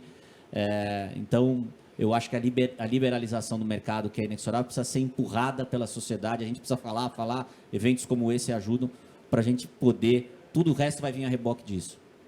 Legal. Você colocou um ponto importante nessa fase que a gente está de empoderamento, de tentar empoderar o consumidor, né? Eu concordo com você, eu acho que esse movimento ainda é muito lento, né? Esse consumidor ainda não se sente empoderado, mas obrigatoriamente, a hora que esse consumidor, através de toda a tecnologia, de toda a informação que a gente está propiciando durante esses meses, durante esses anos agora, a hora que a gente empoderar ele, a gente não vai empoderar ele simplesmente na maneira de consumir energia. A gente vai empoderar ele em toda maneira de consumir qualquer outro tipo de coisa e a gente vai passar por um processo de eletrificação, que a Luísa até comentou com a gente, que vai ser um movimento estrondoso. Eu tenho uma experiência recente, a primeira viagem que eu fiz logo depois da pandemia, eu faço parte do conselho de administração da Besolar e eu fui representando a Besolar na Intersolar Europe, que por vários anos é a maior feira de energia solar da Europa. E todos os anos, eu fui lá por vários anos, era uma feira gigante, e quando eu fui esse ano, eu estava com a expectativa de que eu ia ver uma feira pequena. Em pequena, por movimento de que muitas multinacionais não permitiram que seus executivos, ainda não estão permitindo eventos externos e tal. E eu fui lá, confesso para vocês que de fato eu vi uma feira não muito pequena, mas o que me surpreendeu na feira não foi o fato de eu ter achado que eu ia ver uma feira pequena e vi uma feira maior do que eu esperava, mas foi de que nesses últimos 10 anos que eu frequento essa feira, eu sempre chegava lá e via 90% da feira representava fabricantes de módulo, fabricantes de inversores, estruturas, 10% era alguma empresa que era instaladora. Todos esses 100% que eu acabei de relatar aqui agora representavam no máximo 20% a 30% da Intersolar Europe desse ano. O que eram os outros 70%, Rodrigo? Era carro elétrico, carregador de carro elétrico, sistemas de armazenamento, galpões de startups, ou seja, eu sou muito frustrado, que eu falo todo dia quando eu abro o Valor Econômico, que eu vou lá e leio por 40 vezes a palavra fintech e não acho uma energy tech, e eu fico muito frustrado com isso, sabe? Então, eu acho que a gente está rompendo esse movimento. E dentro disso, Apolo, o que eu queria te perguntar era o seguinte, então, a gente vê um movimento, por exemplo, da energia solar, que antes era um fim, né? O objetivo final era gerar energia através de painéis solares fotovoltaicos, ela passando a se tornar um meio. Mas uma regressão do fim para o meio mostra para a gente um crescimento, porque nada disso vai acontecer de eletrificação, de mobilidade elétrica, se não tiver energia e, por tudo que nós já falamos aqui, tem que ser energia limpa. O consumidor não vai comprar um carro elétrico para carregar na tomada de um país que gera energia térmica fóssil. Como que você vê esse movimento? Rodrigo, eu acho que a gente está diante de uma commodity mais complexa que uma internet, né? Se a gente ficar aqui sem energia, menos de um segundo já vão cair algumas lâmpadas de LED, 2 segundos cai ali mais uns 30 equipamentos, vão derrubar a live. Né? Então, acho que a gente está lidando com um bem que a gente não consegue mais viver sem e cada vez mais tem uma dependência grande dele. Então, acho que é um movimento assim, até natural das pessoas tentarem estimular um pouco mais, né, o controle ou até a ideia do que pode acontecer se você tivesse uma relação diferente com a sua conta de energia do que só você olhar o quanto ela subiu, o quanto ela diminuiu. Né? E até pega o gancho. Você estava falando sobre fintechs lá no jornal. Ontem mesmo a AES comprou a Greenent, né, que é uma startup aí de planejamento, inteligência, né, de gestão. E isso é bacana, mas isso é raro ainda no Brasil. Né? A própria EDP fez um movimento lá com os eVTOLs lá da Embraer, né, super bacana. Mas ainda é algo ainda muito, muito pequeno. Né? E, de fato, a gente precisa aumentar essa velocidade para entregar, de fato, essa digitalização na ponta, porque se o mercado abre daqui a 2 anos, você imagina a corrida que vai ser para todo mundo atender esse tipo de consumidor, que cada vez mais ele tem, obviamente, necessidades que ela vai além da energia, só que para algumas empresas ou para alguns tipos de pessoa, a energia é até uma linha de custo muito relevante. Né? Então, isso é natural que até esses grupos financeiros, como vocês, né? Vocês conseguem, obviamente, aferir crédito, vocês podem ter novos produtos. Então, tem uma série de coisas que podem, de fato, acontecer muito importante. E aí até queria chamar a atenção por mais um ponto, essa evolução toda, mas está acontecendo também uma corrida aí pela cibersegurança, né? A gente teve aí vários problemas esse ano, com diversas empresas de energia do mundo todo. Aqui no Brasil, a gente soube de pelo menos 10 ataques esse ano. Alguns não são noticiados, obrigatoriamente não são noticiados, porque acho que não precisa ser falado. São crimes, realmente, né, que estão acontecendo. E, geralmente, em cima de dados, né, em cima de informação ou em cima de poder político, né, de você mostrar para um determinado país que você controla parte da energia dele, e aquilo tudo até vira possivelmente um crime de guerra, né?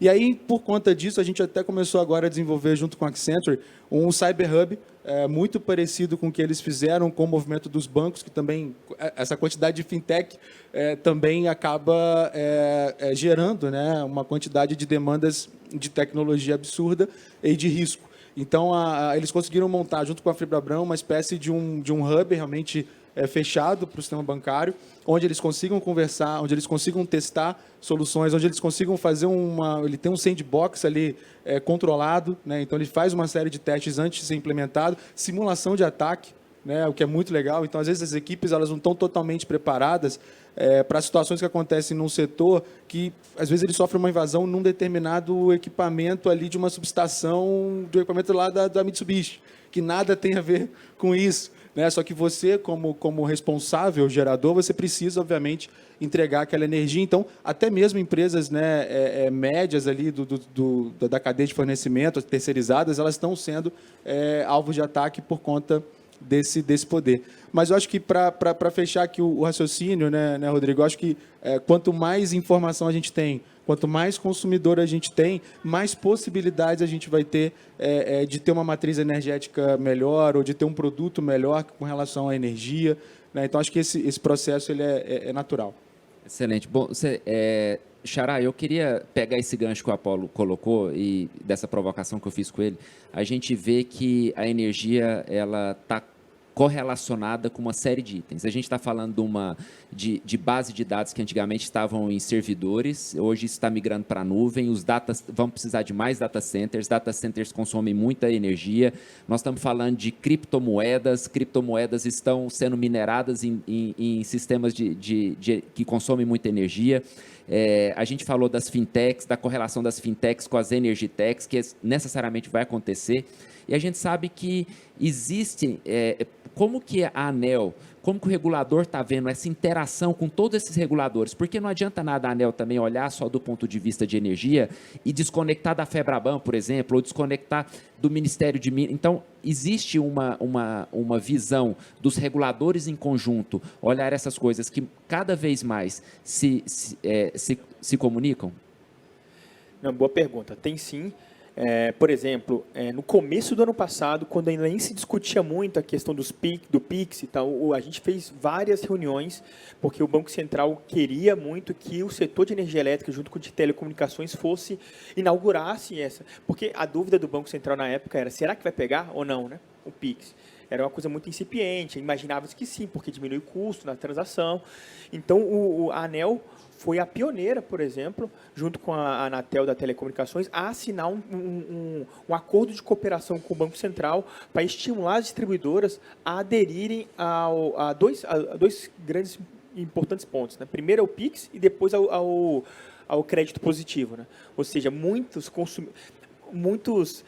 potenciais consumidores que estão lá no interior do Brasil, eles não são bancarizados. A gente não consegue acreditar que tem muita gente que não é bancarizada no Brasil, né? Da mesma forma que existe ainda famílias, cidadãos brasileiros que ainda são poucos, mas que ainda não têm energia elétrica. Por isso que continua ainda o programa Mais Luz para a Amazônia e Luz para Todos. Então, o que a ANEEL fez? Um acordo de cooperação com o Banco Central, tanto para o PIX, para crédito positivo, para que esses consumidores, principalmente na época da pandemia, pudessem receber créditos, porque esses consumidores não bancarizados pudessem receber créditos a partir da avaliação do crédito positivo deles. Então, Outra, acordo de cooperação com a Anatel para compartilhamento de infraestrutura.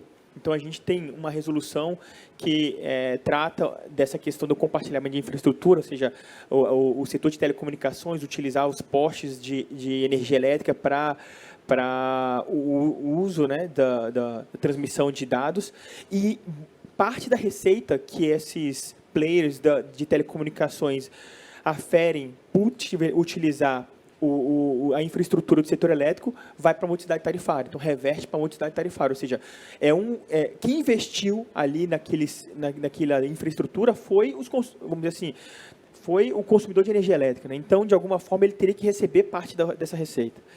E, enfim, tem vários compartilhamentos assim, entre esses reguladores. Eu só queria colocar um ponto, Xará, que é importante, que acho que a Ana Maria colocou, e eu concordo completamente com ela, é da questão da comunicação e do trabalho conjunto desses entes ou dessas instituições que fomentam o setor, né? Ou seja, o formulador de política pública, o planejador e o regulador. A gente está passando, e eu acho que é visível para todos, um desafio muito grande no setor elétrico, que é a conexão, o parecer de acesso ali, principalmente no Nordeste, a capacidade de escoamento de energia Norte-Sul, né? Ou seja, do Nordeste para o Sudeste, com os grandes centros de carga.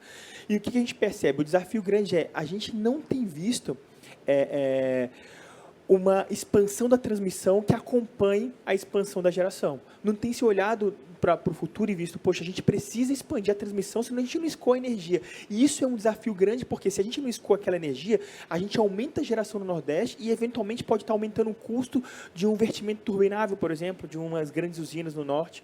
Né? Então, tem uma série de constraint-off de eólicas, então tem uma série de questões que podem aumentar o custo, porque a gente precisa estar junto, pensando no planejamento, pensando na expansão, para que, no final, a gente possa falar de energia renovável e, de fato, ela ser concretizada. Né? Falar de usinas híbridas, de complementaridade, de uso eficiente do transporte, da transmissão de energia, de forma que ela seja concreta, né? Porque se a gente não conseguir escoar energia, a gente vai ficar ali gerando só na localidade, sendo que os grandes centros de carga estão ali em São Paulo, aqui em São Paulo, Rio de Janeiro, né? Então, faço essa observação, porque também faz parte da comunicação e do planejamento conjunto, né? O desafio é grande, né? Se não fosse o desafio só na energia, agora fazer toda essa interação do regulador com os outros reguladores, né, das áreas afins, eu acho que esse é o grande desafio quando a gente está falando de um mundo global, digitalizado, conectado, né? Então, energia, a gente vai precisar muito do 5G também, que é outra coisa que o setor de telecomunicações acabou de aprovar. Então, eu acho que as usinas solares descentralizadas, e aqui, nesse movimento, e você colocou um ponto interessante, como que a gente vê e planeja o futuro, né? O que a provocação que a Ana Maria fez no começo, e que agora você fala também, eu queria entrar nesse tema do planejamento, que eu acho que ele é muito importante para o setor elétrico, né? Nisso eu queria aproveitar e pedir a entrada novamente da Luísa, e ver como que ela vê a expansão do setor elétrico, né? Dentro desse planejamento, já com o protagonismo do setor elétrico, igual ela comentou na agenda SG, o protagonismo do setor elétrico e das renováveis no planejamento do setor elétrico. Obrigada, Rodrigo. Um ponto que foi tocado pela Ana Maria anteriormente foi o fato das renováveis serem baratas, né? E eu acho que esse é o ponto para a gente começar esse tópico. A gente, fazendo um paralelo entre as últimas décadas e o que a gente espera sobre a próxima década, eu acho que dá para a gente entender que a última década foi o ano do desenvolvimento da tecnologia. Foi o ano em que renováveis conseguiram cair significativamente de preço para fazer com que hoje elas sejam competitivas e elas sejam, na verdade, as fontes mais baratas de geração nova de energia em grande parte do mundo. A gente estima que hoje 3/4 da população mundial vive em países em que ou eólica ou solar ou as duas tecnologias são as tecnologias mais baratas. E é por isso que quando eu digo que no momento em que os governos e todo mundo que está fazendo o planejamento sentar para entender todos os setores e qual é o caminho para net zero, vão entender que o caminho inevitável é começar pelas renováveis. Só que eu falei, o caminho não vai ser fácil, né, quando a gente pensa em descarbonização. Ele não vai ser fácil porque para que a gente chegue de fato, a gente vai precisar de muita tecnologia. Olhando globalmente, o que a gente estima em um dos nossos cenários do New Energy Outlook, que é um relatório que a gente publica todos os anos olhando para frente, é que para que a gente fique no caminho certo nessa década, pensando no budget que a gente tem de carbono, para que a gente consiga chegar net zero em 2050, vão ser necessários instalados por ano 1.500 gigawatts de eólica e solar combinados. Para dar uma referência, a gente está falando de um mundo em que até o final de 2020 tinha aproximadamente 1.400 gigawatts instalados, acumulados de eólica e solar.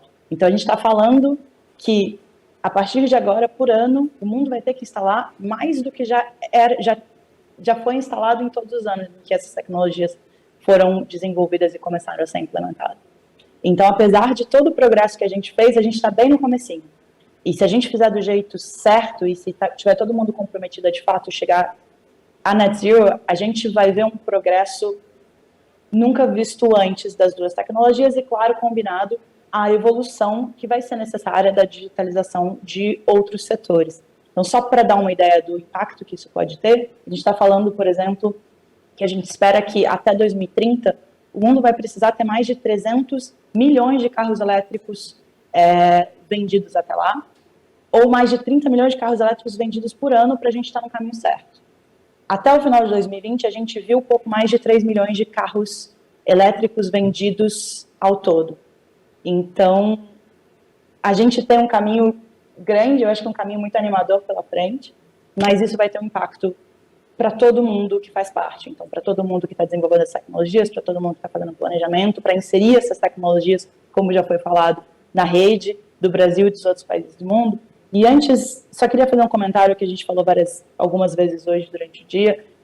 Dentro do Brasil, a gente tem muita dificuldade em enxergar o potencial do Brasil e nossas fortalezas também. Mas todos os anos a gente lança um projeto global em que a gente olha para mercados emergentes e para mercados ao redor do mundo inteiro, um a um, para entender a atratividade e como esses países se comparam. A gente está lançando a próxima edição na terça-feira que vem, dia 14.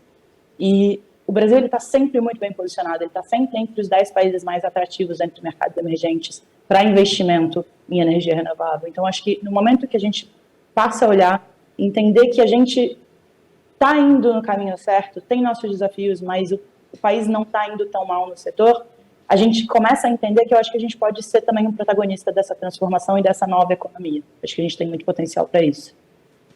Legal, excelente, Luísa. Bom, a Luísa traz um dado aqui para a gente que, ao mesmo tempo que ele nos anima, ele nos assusta, né? Se a gente pensar que a gente planeja mal, né, e acho que isso é uma realidade, a crise hídrica que culminou numa crise energética, especialmente nesse ano, né, e logo após uma pandemia onde a gente teve queda no consumo, né, então eu acho que, quando ela fala que a gente vai ter que crescer anualmente aquilo que já tinha crescido globalmente, né, esse número global, mas no Brasil eu acredito que não vai ser diferente, a gente vai viver todas essas mudanças, né, de mobilidade elétrica, de eletrificação de todos os setores. Então, dentro daquela provocação, Ana Maria, eu concordo com você, eu acho que a gente planeja muito mal, a gente tem que, isso por falta de concatenação, né? Eu acho que precisa ter mais interação entre todos esses órgãos, não pode ter um órgão que planeja separado do órgão que opera, separado do órgão. Então, eu acho que tem que ter uma união disso, né? E um discurso único, porque não adianta... o Xará comentou também da questão do ONS, né? Que tem o desafio de planejar ou como que a gente vai expandir nosso sistema de transmissão, que é muito importante, porque a gente hoje também tem um potencial, quando a gente fala, a Ana Maria citou o exemplo das térmicas, a biomassa, ou as térmicas renováveis, né? Eu acho que elas podem contribuir muito para fletar toda essa energia das fontes renováveis, né, sejam elas eólicas ou solares, mas a gente tem também um potencial muito grande que eu vejo, que é a questão, o Brasil tem enormes lagos, infelizmente a gente tem uma usina hidrelétrica de grande porte que não tem reservatório, que é o caso de Belo Monte, acho que é um erro que a gente ainda vai continuar pagando muito caro por ele o resto das nossas vidas, mas se a gente olhar positivamente, a gente tem todos esses espelhos d'água aí liberados para colocar placas solares com uma estrutura de transmissão já construída, já amortizada, para que a gente possa gerar localmente e distribuir através de uma rede que já existe e não pensar em expansão, quer dizer, em uma expansão talvez um pouco menor da que já existe. A gente vai ter, sem dúvida nenhuma, continuar sempre incrementando a nossa rede de transmissão vistas a isso, mas eu acho que, por exemplo, o Brasil, a gente fala muito sobre armazenamento, né? Armazenamento de energia, o Brasil tem a tecnologia mais barata de armazenamento de energia. O que é? São os reservatórios. Né? Se a gente gera, insere renováveis massivamente na nossa matriz elétrica e segura a água nos nossos reservatórios, nós vamos ter a bateria mais barata do mundo, inclusive com as usinas reversíveis, que já são uma realidade fora do Brasil. Então, eu acho que o Brasil ele não precisa muito querer inventar a roda nesse momento. A gente é abençoado por toda a sorte de recursos naturais, sejam eles hidráulicos, eólicos, solares, de biomassa, e basta a gente saber usar isso. E basta saber a gente também planejar como usar isso. Então, infelizmente, a gente vai chegando aqui no final do nosso debate, mas eu queria dar uma importância para esse tema do planejamento, por isso eu resolvi deixar ele por último, de que cada um aqui, por 2 minutos, falasse a sua visão sobre o planejamento, o que você acredita que seria que cada um de vocês acredita que seria uma sinalização correta de planejamento, e com isso também a gente aproveita para ir se despedindo das pessoas. Então, eu queria começar aqui com a Ana Maria e a gente vai na sequência. Eu provavelmente sou a que menos sei aqui desse painel sobre energia, apesar de ter tido essa experiência e querer continuar no setor agora com solar. Eu tenho conversado um pouco sobre isso, porque essa coisa da falta de planejamento me preocupa, e a transição, né? Eu acho que a gente vai ter que ter alguma energia mais robusta para essa transição, que possa sustentar a intermitência. E eu não sei, eu mesmo citei aqui a questão das térmicas limpas, mas teria que ser uma coisa muito rápida. A gente tem a questão do timing, né, também. Então, enfim, eu não sei. Tenho conversado um pouco com o Lucas de Grassi, que também entende bastante desse setor e tem pesquisado sempre muito. Uma das opções que eu tenho ouvido, tenho lido, e ele também acha, essa questão da energia atômica, que talvez possa nos ajudar nessa questão da transição. Tem que desmistificar um pouco essa questão da energia atômica, porque ela, enfim, não é tão poluente como parece, nem tão de risco como parece, mas não me sinto assim a mais conhecedora para trazer essa solução. Trago provocações e deixo a resposta aqui na mão de vocês, que conhecem muito mais do que eu. Por favor, Cláudio. Bom, acho que a questão do planejamento é central. Esses diplomas legais que estão em discussão, 19, 17, o 414, eles devem endereçar isso de alguma maneira, para onde a gente vai. Acho que essas questões de mixar geração, fonte, para fletar, acho que o Brasil vai encontrar. A gente tem o principal, que são vocações muito potentes, solar e eólica, e a gente precisa explorar isso, né? Outros países não têm. Inglaterra, 20% da geração é nuclear, porque ela não tem os recursos naturais que a gente tem. A gente precisa jogar o país para desenvolver através das vocações naturais que a gente tem. São recursos dados, e que isso pode ser um grande paradigma de mudança para a gente, de novo, acho que a Luísa falou isso, de crescer junto. Tá indecente o déficit social que a gente tem no Brasil. A gente não vai conseguir desenvolver o país enquanto país criando esse fosso social, né? A gente precisa trazer junto. E eu acho que o protagonismo das renováveis, a regulamentação do mercado de carbono, que é o artigo 6º lá da COP, da resolução, que precisa ser endereçado, pode colocar o país, apesar de toda a timidez que a gente teve na questão da COP, pode colocar o país numa questão central para a gente conseguir sair agora nessa década aqui próxima, com um protagonismo importante. E para isso é importante que a gente se planeje através desses diplomas legais e que a sociedade esteja atenta, né? Então... Excelente, Cláudio. Obrigado. Apolo. Bom, acho que como a Ana Maria colocou, né, o planejamento, e a gente conversando aqui, é uma coisa sempre muito importante. Até citando o caso, né, sobre o Cyber Hub, os problemas de cibersegurança, a ONS agora, inclusive, conseguiu criar um marco regulatório para ajudar as empresas, né, a melhorar esse entendimento. Mas eu acho que no final é um pouco disso, é melhorar a colaboração, melhorar a comunicação. A gente tem uma série aí de empreendedores no setor elétrico que já estão há muitos anos criando tecnologia, e que também tem estruturas grandes de pesquisa, laboratórios que podem dar vazão a esse questionamento. A gente vê, por exemplo, essa matriz do hidrogênio, né, sendo o hidrogênio verde, sendo uma coisa muito bem vista pelas grandes corporações, e uma planta agora foi anunciada lá no Ceará, né? Então, também é um movimento aí diferente. Mas eu acho que, no final, quanto mais a gente entende, né, que esse discurso de consolidação ali da matriz energética, de resolver esse problema, a gente tem uma camada aí tecnológica para poder plugar, trazendo digitalização, trazendo consumidor no meio, que eu acho que é algo que, de novo, a gente vai ver muito para os próximos anos, né? Excelente. Bom, até dentro daquela ótica de que a gente leva a comunicação correta, né, Xará? Apesar da ANEEL não ser responsável pelo planejamento, né, a gente sabe que quem é responsável pelo planejamento do setor elétrico no Brasil é a EPE, a Empresa de Planejamento Energético, mas qual a visão do regulador e o papel do regulador em apoiar esse planejamento? Não, perfeito. Então, qual que é o papel do regulador? O regulador tem um papel de, como eu tinha colocado no começo, de induzir, né, o desenvolvimento e de não ser uma barreira para o entrave do avanço tecnológico, né, e de todos os avanços que precisam para o setor. Então, de fato, a gente tem um desafio grande no planejamento, mas apesar do planejamento, eu queria colocar 2 pontos, porque eu acho importante, numa fala da Luísa, que eu imagino que a maioria das pessoas que estão nos escutando devem se perguntar. A Luísa colocou aqui, poxa, está tendo uma expansão muito grande das fontes renováveis, que são as mais baratas, né? Então, por que nossa tarifa é tão cara? Isso a gente, é natural que se pergunte, né? A nossa tarifa é uma tarifa alta, mas o nosso custo de geração de energia é baixo. E aí, onde está esse gap? Esse gap está em 40% do que a gente paga na tarifa, que na sua conta de energia, são tributos e encargos. Que encargos são esses? São basicamente subsídios. Então, claro, tem muito subsídio que é importante para tarifa social, para pessoas de baixa renda, para tirar essas pessoas, que a energia é tão essencial que as pessoas precisam consumir e ter condições de pagar, mas a maioria dos subsídios que tem hoje já não tem mais necessidade de existir, né, de fontes incentivadas, de carga incentivada, uma série de subsídios que a gente poderia ir diminuindo aos poucos para a gente fazer com que a nossa tarifa seja competitiva.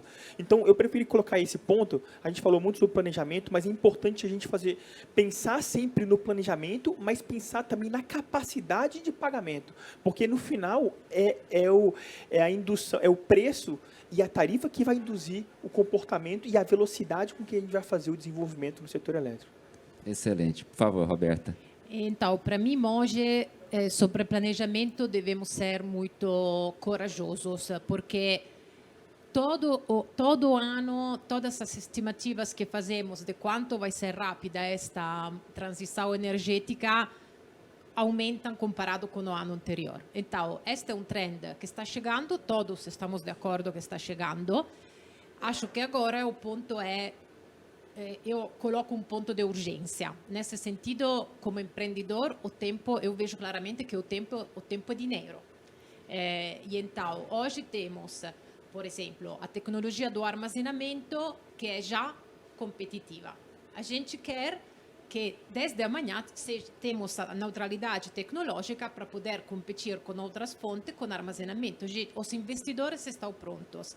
A tecnologia muito por conta da mobilidade elétrica e dos clientes, é muito mais barata, é disponível.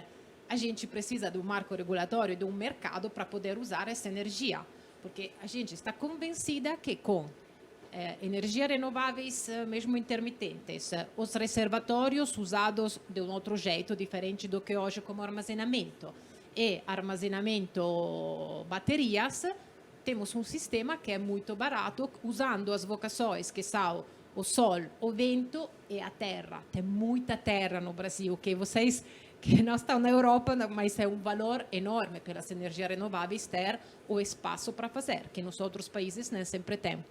Então, estas vocações são fundamentais, e uma mensagem também positiva sobre hidrogênio é que não é, diferentemente do armazenamento, que é competitivo hoje o hidrogênio verde ainda não é competitivo, mas vai ser, porque todas as projeções falam disso. E se achamos um jeito de transportar o hidrogênio verde, vai ser um jeito de transportar o sol e o vento do Brasil para outros países e vender esta energia para outros países. Então, é uma potencialidade pelo país enorme. Excelente. Luísa, por favor, as suas palavras finais e uma visão bem curta sobre o planejamento. A gente, logo antes da COP, a Bloomberg lançou uma iniciativa nova que é completamente pública, que visa exatamente ajudar policymakers, governos e todas as organizações, empresas, que tem metas de descarbonização é entender como criar essas estratégias, como implementar essas estratégias. E tem 2 pontos principais que a gente destaca nesse projeto. O primeiro é a parte de coordenação e colaboração, porque a gente entende, que eu já falei isso várias vezes, que essa transição vai tocar todos os setores, todas as partes da economia e todas as partes dos governos. Então, sem colaboração, a gente não vai conseguir fazer um plano eficiente, e o que a gente precisa de um plano eficiente para conseguir chegar a zero na velocidade necessária. E a segunda são 4 pilares que a gente entende que são fundamentais para todo mundo que tem metas de descarbonização, quando pensando em estratégias e quando pensando no que precisa ser feito para que a gente consiga chegar a zero em 2050. O primeiro pilar eu já falei bastante hoje, que é acelerar o desenvolvimento das tecnologias que já são maduras, onde eólica, solar e outras renováveis são protagonistas, juntos com veículos elétricos, por exemplo. O segundo pilar é acelerar o desenvolvimento das tecnologias que ainda não são maduras. E quando eu penso em maduras, eu estou falando em preço. E aí entra o hidrogênio, que vai criar um segundo boom de renováveis, a gente acredita que depois de 2030. E outras tecnologias, entre elas, por exemplo, biocombustíveis para navegação, para aviação, que o Brasil também pode ter um papel de protagonismo no futuro. A terceira é retirar todas as fontes que são grandes emissoras. A gente precisa lembrar que esse não é o caso do Brasil, mas olhando para o mundo, carvão ainda é a principal fonte de geração de energia elétrica, entre outras tecnologias de outros setores, como inclusive veículos. E a terceira é o papel da governança. Então, como que a gente faz com que essa comunicação exista e como a gente faz, então esse é o quarto pilar, que os governos consigam criar estruturas em que, a nível nacional ou internacional, que eles consigam ser obrigados a cumprir com as suas promessas do jeito correto. Então, essa é a nossa visão para qual é o papel da estratégia. Eu convido todo mundo a olhar e ter acesso a todo o conteúdo do Net Zero Pathfinders, que está aberto para o público, e a gente tem bastante informação que pode ajudar todo mundo que está criando essas estratégias no momento. Excelente, Luísa. Bom, eu acho que como conclusões aqui, depois dessa 1h30 de debate, muito rica, né? Acho que a gente ficaria aqui por vários e vários dias desse debate, mas eu elenquei aqui como conclusões, eu acho que basicamente 3 pontos, né? O Brasil tem possibilidades extraordinárias para a inserção das renováveis de forma massiva e fazer o achievement ali do Net Zero, né? Tecnologia, machine learning, inteligência artificial vão ser necessários para isso, assim como vão ser necessários também ajustes regulatórios e gestão do legado, né? Eu acho que é muito importante também como que a gente vai fazer a gestão desse legado. E aí, fazendo um trocadilho aqui das minhas 2 outras paixões, além da energia, óbvio, que é o automobilismo e a aviação, eu acho que isso tudo para que o setor elétrico ele decole, ele não estole, e para que o Brasil continue sendo P1 nesse mercado de energias renováveis e no futuro mais sustentável. Então, eu gostaria de agradecer de novo a cada um de vocês que dispuseram do tempo de vocês, de estarem aqui conosco, de todos vocês que nos assistem aqui através das nossas mídias sociais, de todos os patrocinadores do Zero Summit, em especial a 2W Energia, que patrocina aqui esse painel de energias renováveis. E espero estar junto com vocês de novo no Zero Summit 2022, com uma discussão muito mais rica e a gente falando de futuro muito melhor e muito mais sustentável. Muito obrigado a todos.